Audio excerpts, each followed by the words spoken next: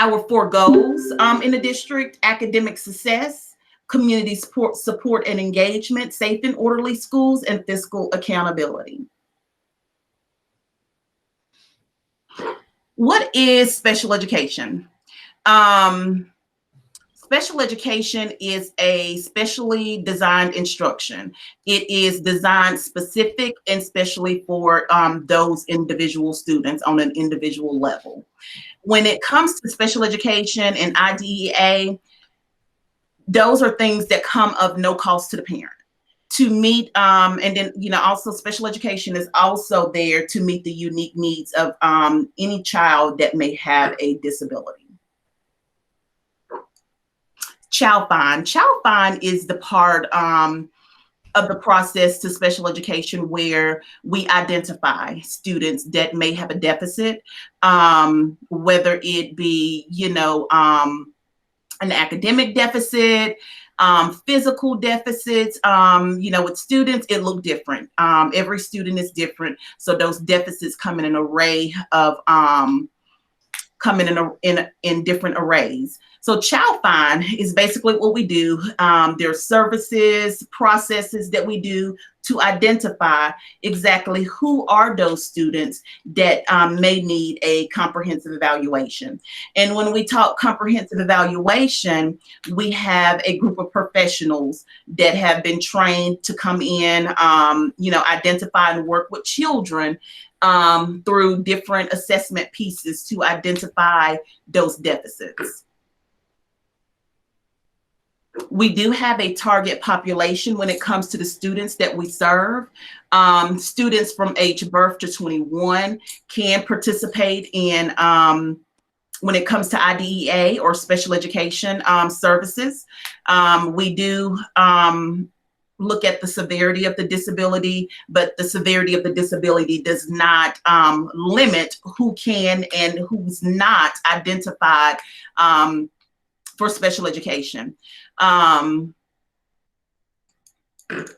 We also, the different data pieces that we look at, their ability, are they advancing from grade to grade, and not only grade to grade, are they advancing in their current grade? Are they making progress currently where they are? Oh, another piece that we look at too, when we're dealing with students that may be transient, that travels, that may not be in one place for too long or have made several moves within the school year or within a couple of years. Those are students that, we target as well. So identifying potential referrals. When it comes to the identification of students with that may have a disability, we have what we call a Child Find request. And basically it's a parent, a guardian. It doesn't have to be a teacher. It can be a teacher, a principal, parent, guardian, grandparent, anyone that may have concerns as far as it relates to the development of the child, whether it be behavior or academic. You can make a request, basically stating your concerns. And there's a process that starts once an individual makes a request, requesting for their child to be tested for special education. We also, even though it may come from a request piece, we look at data pieces. So it could be subtle things that may not have been picked up on, with the visible eye, but it could be through data pieces where we see kids not making growth from grade to grade, like we stated earlier, or kids that may, have regressed all of a sudden in those academic pieces. And so the general education teachers are trained to be able to identify and review those data pieces to make informed decisions. Pieces that they look at attendance, we look at behavior, and then we look at curriculum. And our teachers do periodic data reviews to identify those deficits or students that may show deficits. The intent of IDEA is definitely meant to make sure that we have high expectations for those students, to ensure that students have access to the general education curriculum, to the maximum extent possible. We want to make sure that we're challenging our students and that we are, providing effective instruction for any student that's identified under special education or IDEA.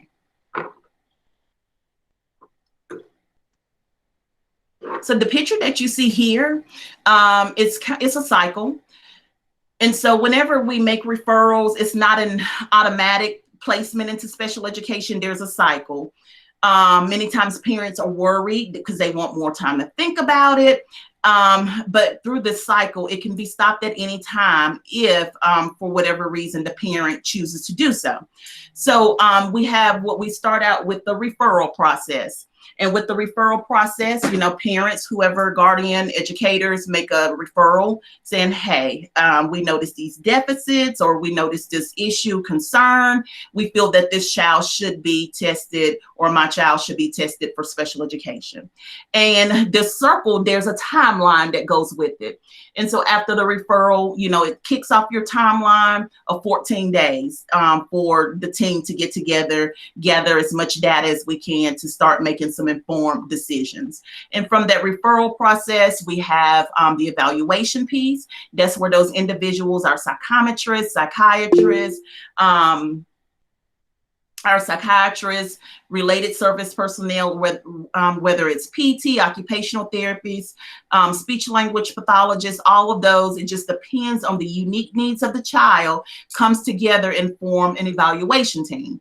And so the evaluation team gets together and with the parents' help, may need doctor's documentation, get together to do complete that evaluation.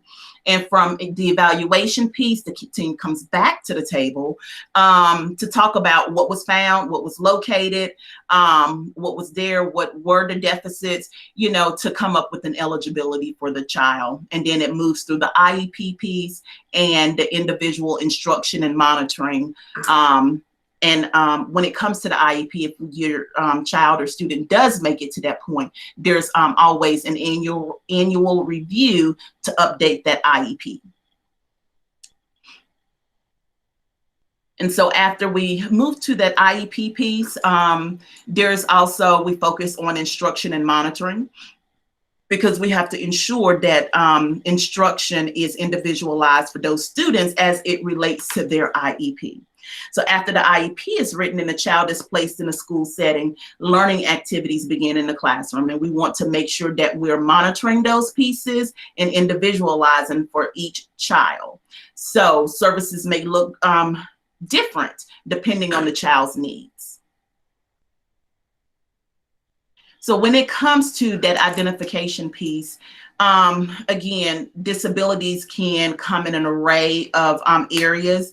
So a disability is pretty much any condition that prevents and delays or interferes with the child's normal achievement and development.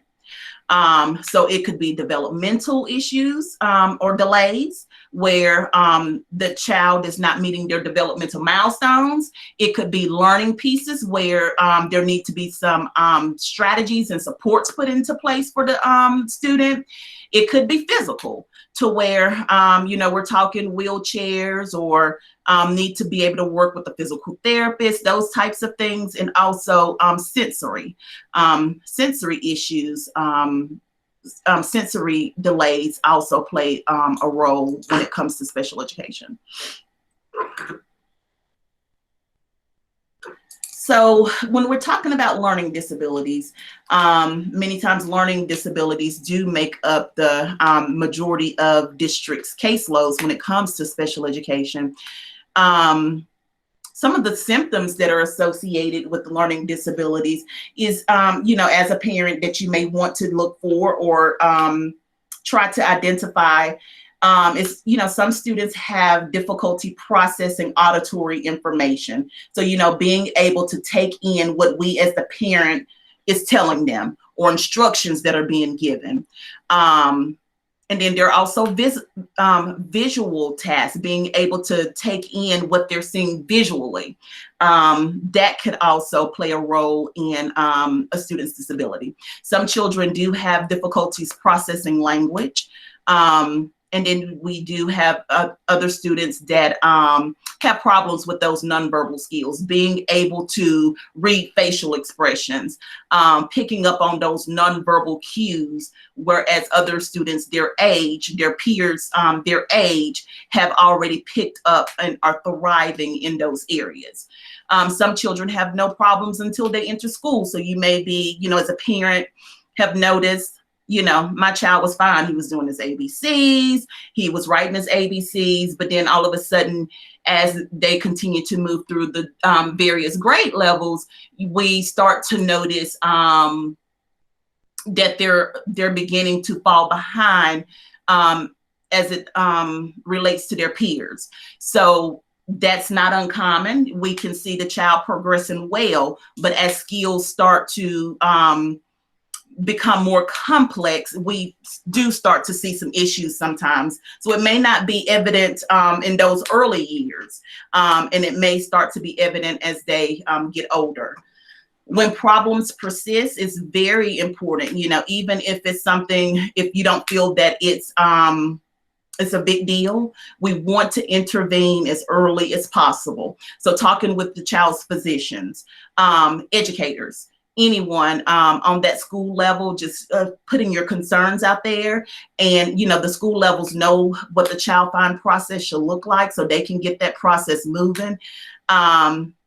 Also, you know, if you know specialists in the field, speech language pathologists, occupational therapists, anyone that may have knowledge in those different areas as it relates to disabilities. So you want to get those concerns noted and identified as early as possible. Early learning. So, you know, we know that early learning is very important. Here in the district, we do have our Hattiesburg Public School District Collaborative, our Early Learning Collaborative. And here, you know, in the district, we do work with the Learning Collaborative. We work with the local Head Start, local daycares, private schools, in making sure that we are identifying students that have learning academic gaps, those pieces. Learning during this time occurs without formal instruction. So when we're looking at those early years, you know, it doesn't have to be formal, sitting at the desk with their feet up, everybody's turned in the right direction. You know, that early learning, we want to make sure that we're encouraging children to notice things in the environment just as much as we can, focusing on language and talking and communicating, labeling objects, getting those terms in the child's vocabulary, modeling appropriate behaviors and manners, teaching self-help skills, you know, such as dressing and typing and writing, those types of things, even though, you know, it's just holding a ball, but holding and throwing that ball focuses on gross motor skills in which a child needs to continue to develop. Holding a pencil, eventually the child's going to have to type. So all of those skills are very important. I know a lot of times with you coloring again, while, you know, coloring another picture, well, that's fine, because they're building on skills that it's going to be difficult any other way to build those fine motor skills and being able to hold a pencil. Teaching a child how to ride a bike, letting them ride bikes, that's working on those gross motor skills so that they'll be able to climb stairs independently eventually. So at home, you know, we've gone over several, but other ways to engage and help your children at home, practicing reading and writing and mathematical skills, reciting the alphabet, you know, saying that alphabet over and over and over, that just helps with memorization skills. Coloring, we talked about that, copying letters, writing simple messages. For our students that may have some sensory issues or can't quite hold that pencil yet, you know, starting out using their fingers, using shaving cream and holding a big piece of chalk, or putting salt on the table and writing in salt with their finger. And you can eventually build up to holding that pencil if holding a pencil may be an issue. Playing counting games, you know, anything that may be repetitive so that they can work on those memorization skills. Interventions and recommendations. So when it comes to interventions and different recommendations that people may give, just know that not all recommendations and interventions work for every child. You know, children are unique. One child may take off with an intervention, and whereas one, it may not be as appropriate for their child. They're not ready for it. It's not something that they care to use as a tool. It just depends. But it's also very important, you know, when we're talking about learning disabilities, I say it all the time, you know, we're dealing with students, with children, with people that have an average intelligence, excuse me. And so when we are talking about average intelligence, that tells me that a child can learn. They have the ability to learn. They have the average hearing. They have average vision. They just need some supports. So that is very important. I know sometimes, you know, parents are like, oh my goodness, did I fail my child? It's okay, because we get those supports and strategies in place to help them move along, you know, in their academics. So other at-home interventions, focus on the child's strengths rather than the weaknesses. You know, let's build on making sure that we build on what they can do as opposed to what they can't do. And, you know, celebrating those pieces of what they can do. You know, each child is unique. My first child was able to do things that my third child, it may have taken him longer to grasp those skills. And then finding special times and jobs for kids, you know, giving them a purpose to complete tasks. More interventions, set reasonable expectations, make sure that what we're doing and giving and asking of our children is age appropriate and is something that they can do. Making sure also we're not just giving them those simple tasks to do, but as we progress on, or as the child progress on, you continue to make those tasks more complex, you know, following multi-step directions, those pieces, because we want to eventually move them to more of an independent learner. So making things more complex as they grow is definitely important. When it comes to things like buttoning, maybe the child has issues with fine motor skills. So instead of just us as parents buttoning clothes and zipping up clothes and putting their clothes, let them do as much as they can. So maybe they can complete the final step, but it may be difficult to complete starting to get the button in the hole. Learning how to set a table, maybe, you know, following and putting a plate and a cup and a napkin. Maybe all of the pieces is too much, but maybe they can help get the process started, or put the final fork and spoon in place and continuing to build on that piece. And again, remembering to celebrate what they are actually accomplishing, because a month ago, maybe they refused altogether to help do anything, but now at least we can get them to put the fork and the spoon down. Cleaning one's room. This piece is important too when it comes to categorizing things and knowing what goes where things are appropriate and where things shouldn't go. You know, cleaning a room, it may seem like a simple task that we do every day. Or, you know, we have kids where you may tell them if they are having those auditory issues, those that we call hard-headed, and you come back in the room is still the same as when you left, there may be something going on, especially if it's something that you're experiencing with your child over and over and over again. You know, it may need to be that tasks are broken down into simple tasks. Well, you know, let's take 5 minutes and do this, or do this first and then this and then this. We can't just give them a whole task list to do and expect it to be done. So just really focusing on those things. I just know growing up, you know, you're hard-headed or you don't listen, those types of things. And it's just important to notice those pieces across time, you know, taking our time as parents to notice those pieces, so that we're giving kids appropriate tasks to do that's in their realm of ability. More at-home interventions, providing the guidance needed for independence. We as parents, we can't do it all the time. Eventually, you know, if we're talking preschool, they eventually have to go to school. They eventually have to be able to independently do things. And I know many times we as parents and teachers, we're kind of hesitant, and we can just get it done faster. We can do it a little better. But being able, just giving our kids time to do things independently, whether they do it perfectly or not, is important to build and encourage that individual independence for our kids. They do, you know, it may seem like a minute task for us, but when we're talking younger kids, they're building a lot of skills when it comes to completing tasks, even climbing steps. You know, there has to be a degree of balance, and visual skills and visual motor skills, you know, using vision and motor skills all at the same time. So instead of us always picking them up because it's faster to get them up the stairs so we can do what we have to do, taking the time when we can to allow them to climb those stairs, crossing the street. It's simple to us to just pick them up and run across the street.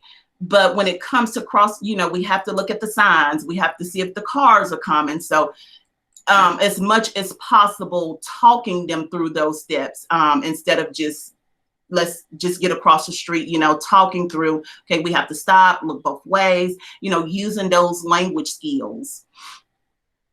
Now, this is another list of additional interventions, maintaining consistent discipline. When it comes to kids, it is very important to be consistent. Kids do find loopholes. They do as much as the expectations are of them. So when it comes to discipline, we want to make sure that we're as consistent as possible. That's both at home and in the classroom. Fostering intellectual curiosity. I know we don't want the house torn up. We don't want to walk in and see crayons and paper shavings everywhere, but allowing our kids, our students, to foster those intellectual curiosities, doing science fair projects, as simple as they may be, frying the egg on the sidewalk. You know, there's a lot of language skills, of just a lot of skills that comes with the intellectual curiosity. Help children classify and categorize objects. That's very important. That's reminds me of cleaning the room, knowing what goes where, putting away dishes, helping to fold laundry, providing good language models and stimulation, guide the child's language comprehension, you know, explaining what words mean, reading paragraphs together, looking at those different language pieces. And I know many times it's faster to say, well, never mind, or don't worry about it.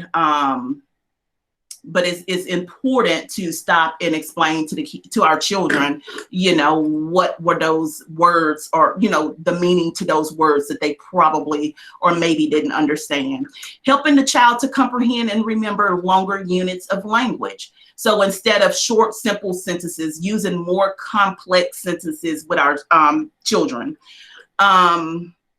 Do not call attention to expressive language weaknesses. Many times that comes in a form of stuttering. We have some kids where stuttering may present itself and eventually go away. And then we have some kids where there need to be extensive training and therapy to get over those stuttering pieces. And then sometimes it don't go away, but at least the child will have strategies to use to get through a conversation. I think earlier I shared a story about my oldest son having some stuttering issues when he was younger. You know, the SLP that we went to, let's not draw attention to it. Let him complete his own sentences. You guys don't complete it for him. Don't rush him through the conversation. Eventually it went away. But that's the importance of, you know, having those conversations with our, with those professionals. Engage the child in learning literacy activities, you know, reading books, naming objects, patterns when it comes to rhythm. All of those things are very important when it comes to reading, especially early reading. Patterns and rhythm, that's very important, and it plays a key role in literacy. Encouraging early mathematics and number activities, helping the child learn how to play. That's a biggie when it comes, a lot of times we see our preschool kids that may not be, you know, used to being in a formal classroom in those early years. So knowing how to play, how to share, those pieces, that's very important in social emotional learning. Teaching simple concepts, and providing structure for children with attention problems. So, you know, it may not be that we can tell this child to do this, and then I want you to go outside and put the clothes in the dryer. Those pieces, we may have to structure it and break it up into smaller pieces, where we have some kids where we need to make things more complex because they can finish it sooner. This slide here just gives a couple of resources for parents. One of the main resources on here I wanted to bring to your attention is the Mississippi Department of Education.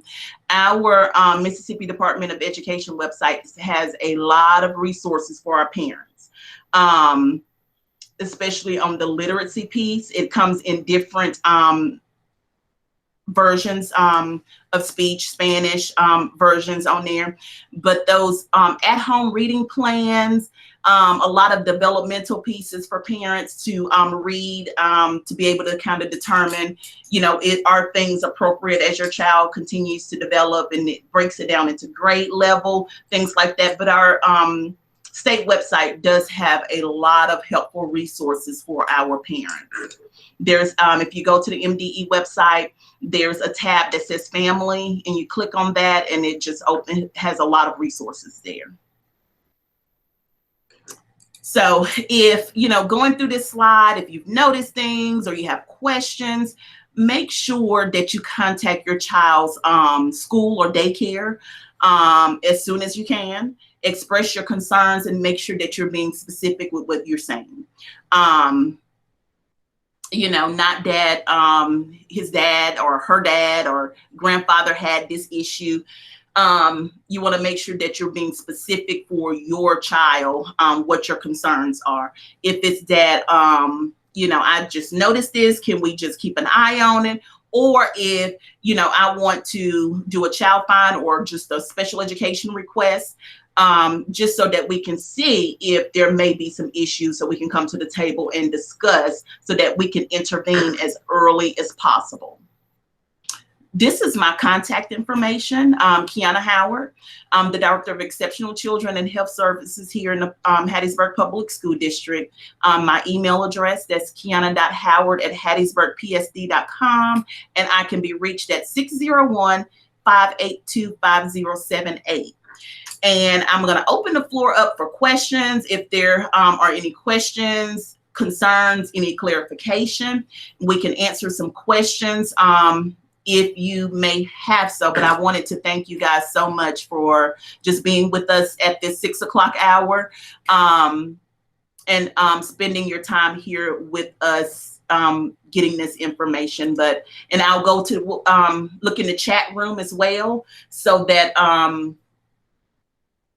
if you want to type your question in, we can look there.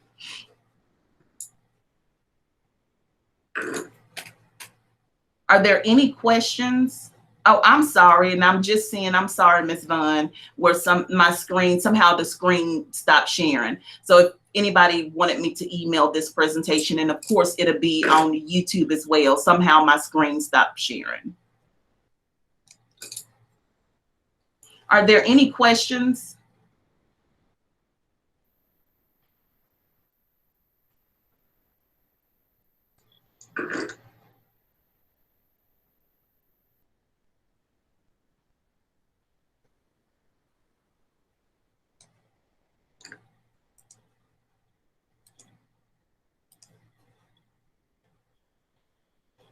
Okay, I don't know if Ms. Vaughn is on here. Ms. Rayburn, did you have anything to add? Yes, I'm here. I'm Oh, watching the chat box to see if there are any questions. okay. Oh, there was a question about early learning or something for all grades. Miss Jackson, actually, this meeting is for all learners. It was geared towards our students with identified learning disabilities or physical disabilities. However, these are strategies that could work with any struggling students, students that you even may want to just encourage to advance and do more. Miss Howard mentioned with her own child, I'm listening to her and her patience that she has. I need to try some of that with my own baby. The sessions that we share through Tiger Connect each Tuesday may not be exactly what you need for that very moment, but the information is always accessible and available after our sessions for when you do need it. It might not be for yourself, but also for your neighbors, your family, your friend. It is available via our Tiger Connect HPSD YouTube channel. Dr. Will, if you would go to that link, please, so that they can see how to get to it for me. This morning, we did have a lunch session. Many of you joined us for lunch, and we appreciate you for doing that. And now this is our dinner session. Feel free to type questions in our chat box. We do apologize for giving you double love from the district. We were double booked. Dr. Williams has a talk to the soup session with his advisory council and open forum for the parents going on right now as we speak. And we also have our weekly Tiger Connect, which is informative, our informational educational sessions that are taking place right now for our parents. So we thank you very much for taking the time out of your very busy schedule to join us and to learn more so that you can help yourself, your own kids, your nieces and nephews, and others in your family. Is Dr. Williams on? I guess he's still at his meeting. And I was going to Ms. Vaughn, he'll have another meeting On Thursday. okay. Yes. They And want to participate. Miss Howard, do you have a link in your email? You can drop it in the chat box for them if they want to join the session with Dr. Williams following this. He is actually on Zoom right now answering questions about the starter plan for school. Again, parents, I really do appreciate you taking the leap and making sure that you have what you need to support at-home learning for your student. Thank you for trusting your most valuable asset to us, which is your children. The link is there. If you would like to, there's the MD link for support. Also, for the sign-in sheet, it is available. It's there in the chat box. And I'm going to drop in the link as well for Dr. Williams' Zoom, so that if you would like to. I posted it, Ms. Vaughn. You did? Okay, great. Great.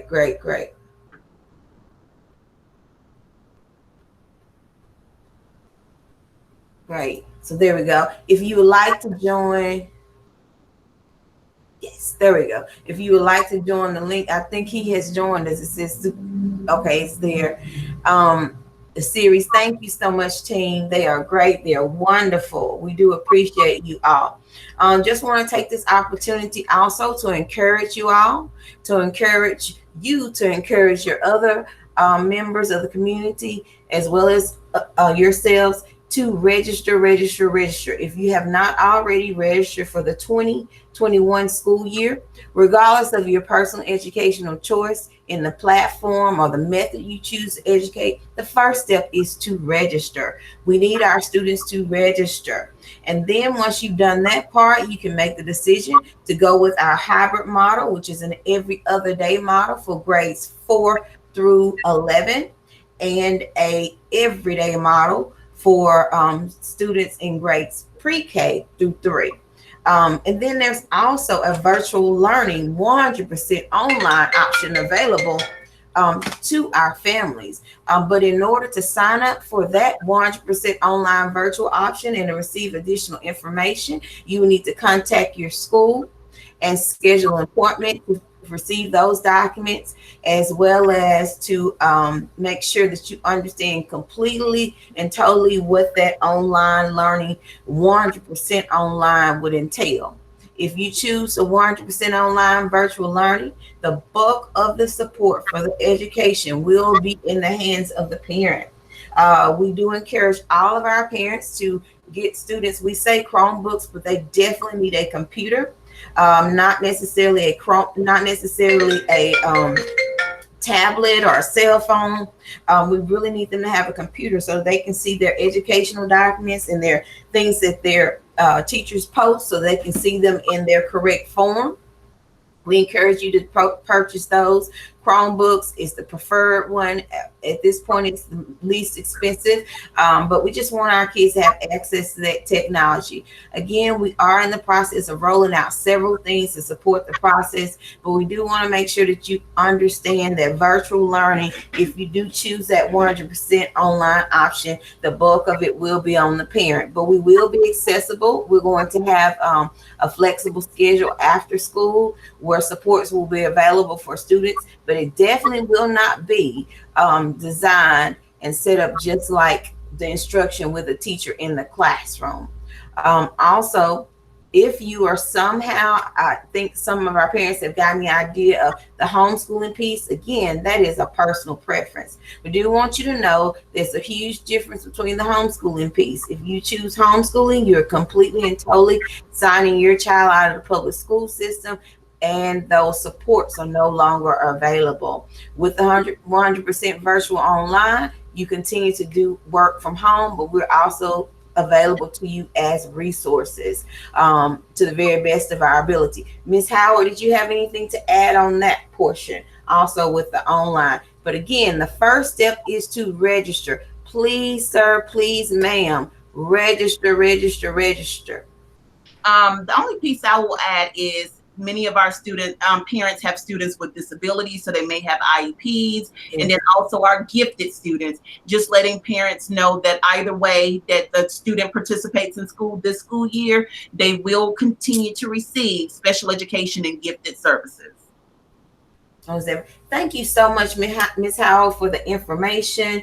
Again, these sessions, these series are available each Tuesday at lunch at 12 and at dinner at 6. Next week, our guest will be our very own superintendent, Dr. Robert Williams. We have our Ask the Soup edition.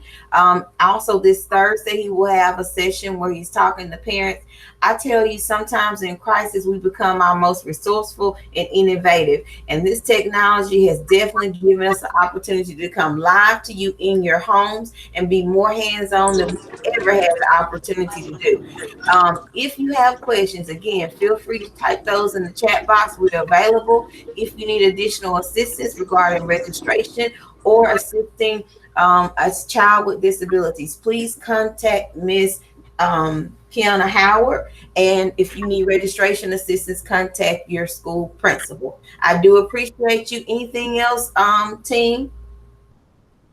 Do appreciate you all. If you would like to sign off and go right into Dr. Williams' Ask the Soup Zoom, join into that session as well. It is 6:38 and they're still going, so I'm sure there's lots. Oh, Ms. Howard, there's a question in the chat box for you. How will the students with IEPs get the assistance? Okay, so when it comes to our IEPs, in our presentation, we will individualize per student.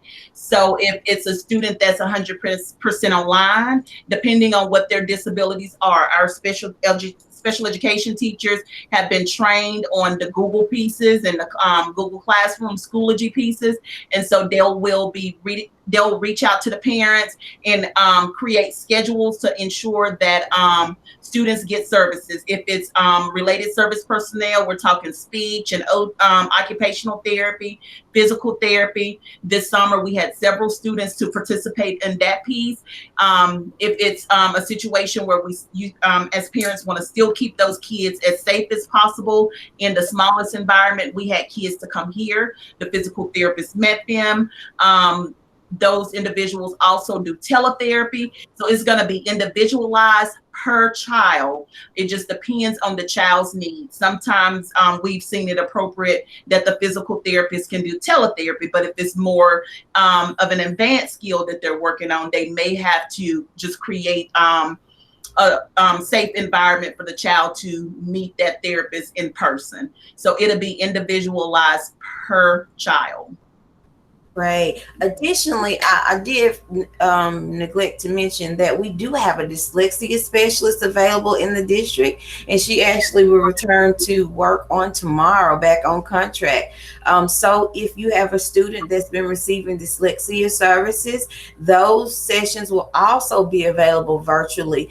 In our last 9 weeks, when we were out of school with the emergency schools closure, we were able to continue those services as well through Google Hangout, through recordings, through parent permission, to have those sessions so that we were not violating FERPA and confidentiality. So we invite you to work with us as we work with you to ensure that our kids have the very, very best access to quality education that we could possibly provide. Any other questions?